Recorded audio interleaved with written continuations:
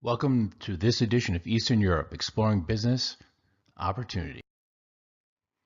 And welcome to our accomplished international correspondents, Jessica, Mary, Mike, Lydia, and Tricia. To kick things off, we traveled to Romania. As you can see here, it borders quite a few neighbors in Eastern Europe.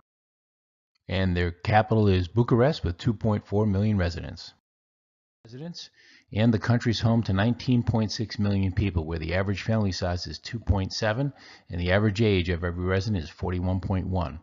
The spoken language is Romanian 91% of the time, Hungarian 6.7, and they became members of the EU in 2007. The leu is the currency, and their GDP is $212 billion. As far as exports and imports, they run a trade deficit of $11 billion as of 2017. Their top export partners are Germany and Italy. And the number one export is vehicle parts and insulated wire spot. As far as imports are concerned, Germany is their number one importing partner, Italy second, and they import vehicle parts, and second most is packaged medicaments. With regard to trade in the U.S., the major exports to the U.S. are cell phone related equipment and rubber tires, and the import from the U.S. gasoline and other fuels, as well as aircraft parts. Well, as far as infrastructure goes, roads and railways are in need of some development, with the railways being one of the slowest in Europe. As far as waterways, Constanta offers some potential opportunity due to the deep operational waters in the Black Sea, but that needs to be developed further. And probably the best bet here is airways, where there are 12 international airports all supporting commercial traffic. Romanians have over 1.1 phones per person, and 63.75% of the population is using the internet. As you can see, e-commerce is growing up to 2016 at 1.8 billion, where 11% are e-shoppers in the country. And if you're looking to do business in Romania, not the most inviting for an entrepreneur. Although property rights look pretty good, there are issues with government integrity, judicial effectiveness, as well as a host of regulatory efficiency concerns. With regards to market leaders and marketing leaders and main advertising agencies, they are as follows. And now we move on to the Czech Republic, situated smack dab in the middle of Eastern and Western Europe and bordered by a number of countries, making it landlocked. Czech Republic's capital city is Prague, made of 1.3 million residents and also one of the biggest tourist destinations in Europe. Million residents, and the country as a whole is home to 10.6 million as a total population. The average family size is 2.3 and 42.1 is the average age. Czechs speak 94.9% of the time Czech, 2% of the time Slavic, and the currency for the Czech is the koruna, and they became EU members in 2004 and generate a GDP of about $216 billion. As far as trade is concerned, they have 164 billion in exports, 160 with imports, and therefore run a $4 billion trade surplus. And their number one trading partner is Germany, followed by Slovakia. And number one, motor vehicle parts, and number two, industrial machinery are the items that they export. And on the import side of the equation, their number one trading partner is Germany, and number two is China. They import electrical machinery and industrial machinery, number 1 and 2. And with regards to the U.S., their exports are motor vehicle parts and pumps for dispensing liquids, and they do import from the U.S. civilian aircraft and computers. And as far as infrastructure goes, although the country is landlocked, it does have very good railways and highways. A lot of investment has been made there, and a good majority of the products are shipped via truck. As far as cell phones go, the Czechs have almost 1.2 cell phones per person, and as far as the internet, 78.72% of the population is using the internet. And with 70% of the population e-shoppers, as you can see here, e-commerce has grown, 2015 recording $4.3 billion. And very good business report with regards to the Czech Republic. Property rights score very well. Labor freedom does very well.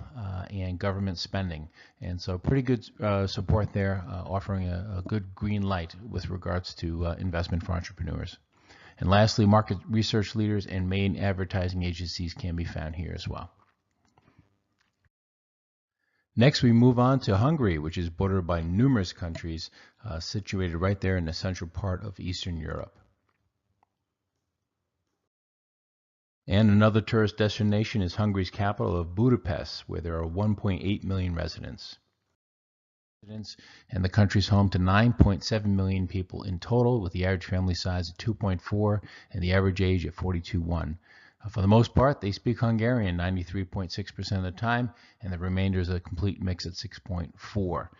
As far as their currency, it's the forint, and they became EU members in 2004 and generate GDP of $139 billion as of. And as far as trade goes, Hungary operates with a trade balance of $10 billion in surplus. With regards to their trading partners, as on the export side is Germany, number one, and number two, Romania, where they trade electrical machinery and industrial machinery. They do run a trade surplus, so when it comes to import partners, Germany generates 27% of their imports, Austria at 5.8%, and when they do import, it's electrical machinery and industrial equipment. As far as relations with the U.S., they do export motor vehicle parts for transporting people and computers, and they do import aircraft engines and parts, as well as miscellaneous machines.